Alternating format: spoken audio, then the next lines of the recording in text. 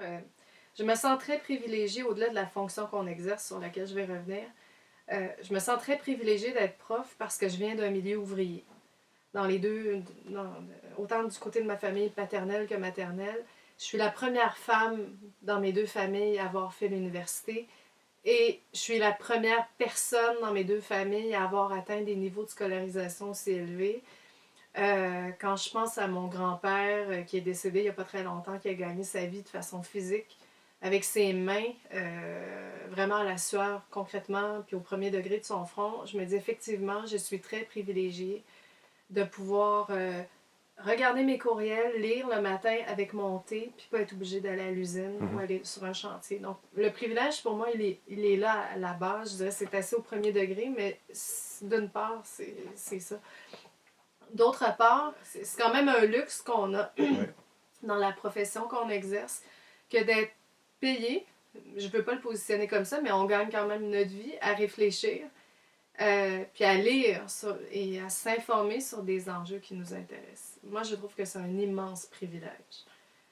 C'est sûr, on a fait un doctorat autour de questions qui nous intéressaient, mais quand on en arrive à chausser les souliers d'un prof, c'est beaucoup plus large. Puis on a un travail, à mon sens, c'est comme ça que je le vis, autant dans mes intérêts de recherche que dans l'enseignement, un travail de conscientisation qui vient avec. Puis il y a un devoir aussi, une responsabilité qui est très grande, évidemment de ne pas dire n'importe quoi, mais de donner l'information la plus juste et la plus informée, la plus éclairée possible.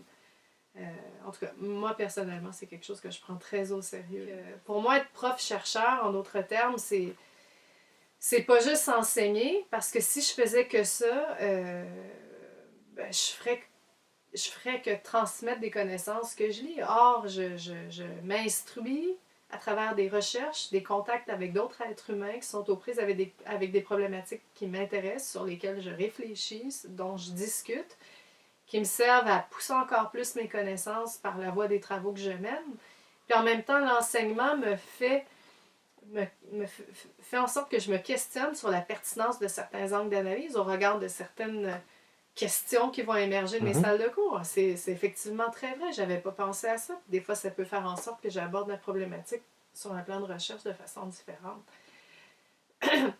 C'est ce qui rend notre job extrêmement complexe et prenante mentalement, parce que ça ne nous sort jamais de la tête. C'est un travail qui nous bouffe, qui peut potentiellement nous bouffer le cerveau. Et qui est... oui, on a une très, très grande flexibilité d'horaire, t'en parlais, mais t'as un privilège qui peut se payer très lourdement. Il y a un tribut à payer. C'est pas gratuit. Cette liberté-là, on peut travailler 100 heures par semaine aussi. On peut ne jamais prendre de week-end.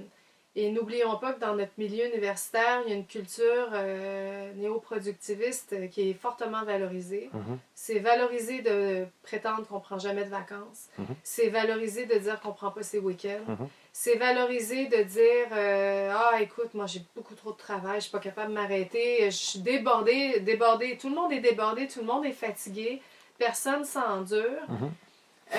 Puis quand tu as un enfant, tu te fais dire que des réunions de groupe de recherche, quand on les prévoit de 4 à 7, puis quand toi, tu dis ben, « je m'excuse, là, c'est mon tour aujourd'hui à la garderie, puis il faut que je quitte à 17h », ben, tu te fais dire c'est pratique d'avoir des enfants. Alors moi, ce que j'ai rétorqué, c'est je dis « mets toutes tes pauses de cigarettes l'une après l'autre, là, puis je pense que je suis entièrement productive. » Oui, ça va bien se passer. Donc, ouais. Et moi, les pires commentaires que j'ai eus, c'est quand j'étais à l'aube de prendre mon congé de maternité. C'est des commentaires assassins où on me disait que j'aurais malheureusement pu être promue à une bonne carrière, mais que j'avais un enfant. Arc! Puis qu'en 1 an, j'allais être complètement dépassée. Que ça allait être extrêmement difficile pour moi de réintégrer le milieu. Fait que ça, c'est pour te dire qu'il y a beaucoup de vernis. Ouais. On prétend travailler notamment sur des problématiques où on veut aménager la mondialisation, la rendre plus humaine. On va travailler sur des pratiques de conciliation travail-famille. On va observer non seulement les provisions sur un plan législatif, mais voir concrètement dans les milieux de travail ce qui se passe. Puis on va essayer d'élaborer des pensées là-dessus. Mais on est des cordonniers bien mal chaussés pour grand nombre d'enjeux.